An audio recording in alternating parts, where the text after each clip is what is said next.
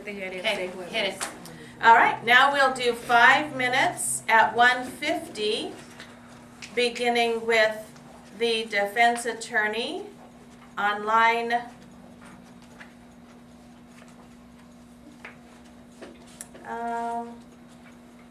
Five. Yeah, all right, 5. All right, starts with me. Ready? Now, how did she react to that occurrence? She just screamed, and then they took her around to the other side of the car, and they pushed me inside the car, and I couldn't see anymore. All right. Now, what did the officers do with you when they got you to the station? They put me in the first holding cell as you walk in the door, which is just a regular cell with a toilet and, a bench in there. And very shortly after that, they pulled me out and took blood and took my boots from me, my belt, all my personal property. Very well. Now, if you know, was this holding cell a single holding cell, or were there others around it, or... It's not necessarily a single holding cell. It was bigger than that. It's like a large tank. Are there other cells immediately on the other side of that cell? As far as I know, no. Were you later taken to another cell or room? Yes, right after they took my blood. Do you know what part of the station that was in, if you know? It's right through the door as you're walking back towards the detective division. Did you ever end up in a room, in a detective holding or interrogation room? After the drive. Excuse me, after the drive in the field? After the drive. Would you describe what the floor covering was like in that detective holding or interrogation room? It had a rug, a carpet. Your Honor, I fail to see the relevance of the decor. If that's an objection, at this point, I wouldn't sustain it, but you'd better tie it all in, counsel. All right.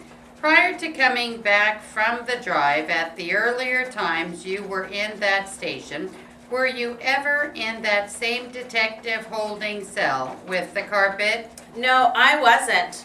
Do you remember Detective Javert coming up and introducing himself to you and saying he wanted to talk to you about some things? Yes. Roughly, where were you in the station when he came up to you? I was in a single holding cell with a table and 2 stool-like chairs that are fastened onto the wall like they have over at the jail. Were there any cells on either side of that holding cell? Yes, Candy, my wife, was in the next cell over from me. Could you see that you were being taped? Was there a recorder in evidence? Yes. Was that in a holding cell or some other area? In that same holding cell I just described to you. You mean it was in the detective holding or interrogation room? Yes. I'm referring you now to the point in time before you were taken out on the drive, before you were put on tape by Detective Javert. At any time prior to the drive and the taping, did any of the officers at Campbell make any comments to you about your wife's custody status? Wait, do you understand the question? Did they tell you anything about whether she might or might not be released, might not be charged, what her situation might be in terms of charges or custody or jail or whatever? I do believe at that certain time they did. At the time that Javert came in, when he first started questioning me before the tape was started, he said, "Oh, I was very concerned about Candy. I wanted to know what was going to happen to her. I asked him, if there was going to be any charges brought against her, or if she was going to be released, or what was going to happen."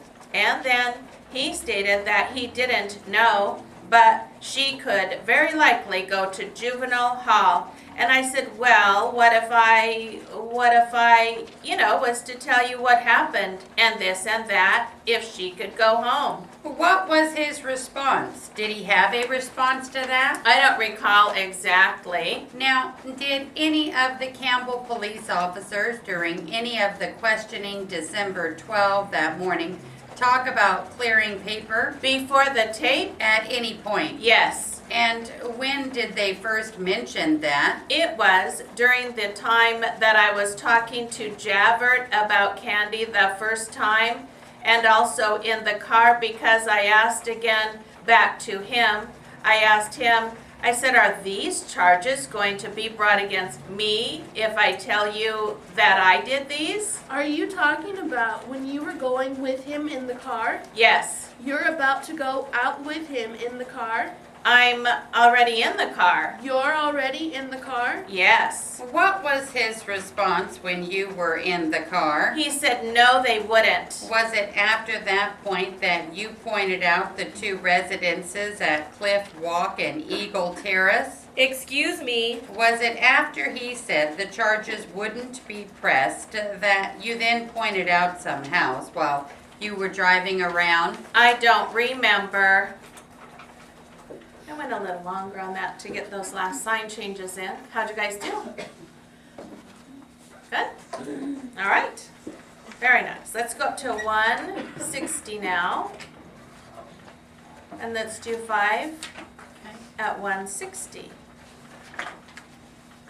Starting on line 3? 3? Okay. Starts with me. Ready? Ready. All right, the first mention of clearing paper was that before the tape went on or after? It was after the tape. The first mention? Oh, the first. It was before the tape. Do you know whether it was Detective Javert? It was Detective Javert. Okay. Was there any other officer that spoke to you of that other than Detective Javert? No. What did you think he meant, referring to when he talked about clearing paper? What did that mean to you at that point? If I told him that I did these burglaries, then I wouldn't be charged with them. And when you say these burglaries, are you referring to what later became the attempted burglary charge, or are you referring to others? Others, other than the attempts. The first burglaries, Cliffway and Eagle, that you're now charged with? Plus some. Sorry. Plus some. Plus some others. Yes. Okay. Were you taken to court? Sorry, strike that. You had a preliminary examination in San Jose and also one in Palo Alto. Isn't that correct? Yes, right. The preliminary in San Jose was before that in Palo Alto? I don't recall. All right. When you arrived, I think the one in San Jose came first on the burglaries. yes, well, perhaps we could have a clarification as to the... As to the dates, they speak for themselves. Yes. There was a preliminary examination in San Jose on January 5, which was a hearing which they brought in witnesses, which referred to the charges which come from the Cliffway address. Now, what was your reaction when you realized that you were being charged and prosecuted for the Cliffway first-degree burglary? I was stunned. Did you say anything about it to anybody? Did you bring that to anybody's attention that you had been charged with that? At the point when I went to the preliminary hearing in Palo Alto, the attorney that was there, they wanted me to waive formal preliminary hearing there, and or else there would be the other charges pressed against me. Your Honor, I'll object. Perhaps I'm too late, but this question has nothing to do with this motion. We're not talking about what happened at any prelim exam. We're talking about what happened at police headquarters back on early December 12. Counsel, could you clarify your reason for asking the question? I'm not asking for the truth of the matter or what may have happened at the preliminary or in conferences prior thereto. I'm simply questioning for the state of mind of the witness relating to the questioning and circumstances of the questioning. State of mind at the time of that examination is irrelevant. Well, he's already testified he was stunned, so the only thing that's really relevant here is what kind of an arrangement he had with the officer on the night of the arrest. And any possible later abrogation of that arrangement or agreement. If he had some later conversation with the officer at the preliminary examination and No, I meant any later violation of the terms of that agreement. yes, if there were such an agreement and if it were violated, that's the issue. But whether the agreement exists has to depend on what was said, doesn't it, at the time of his arrest? Yes. So the objection will be sustained for the record. Thank you, Your Honor. Excuse me, I have one further question. Let me just take all other charges than the one you'd been arrested for out of Vineyard. What was your reasoning for making any statements relating to any other burglaries? I was worried, concerned, and upset that something was going to happen to Candy, and I offered them, to do what I could to send her home. I didn't want my kid born in a state facility, and with what I was being told at the time, that the charges would not be pressed on me for them anyway, I felt I was just clearing paper. Thank you, nothing further. Cross-examination. When you were arrested that night in December, your wife was arrested simultaneously, right? Right. With Mr. Goebel and his wife? Girlfriend. His girlfriend. At the time you were arrested, you had been out of a drug house in Santa Cruz for about 2 weeks. About? Were you in the drug house as a condition of your probation on a conviction for burglary? Yeah, not much choice there. At the time of the sentence, the judge told you that if you violated the probation, you would be going to state prison. That's right? Right. You did have that understanding? Yes. All right.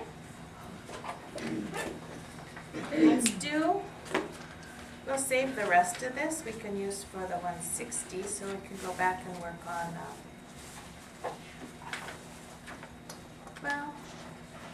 one more 140 up there. Am I still on? Yeah, you're still on. Return. Yeah.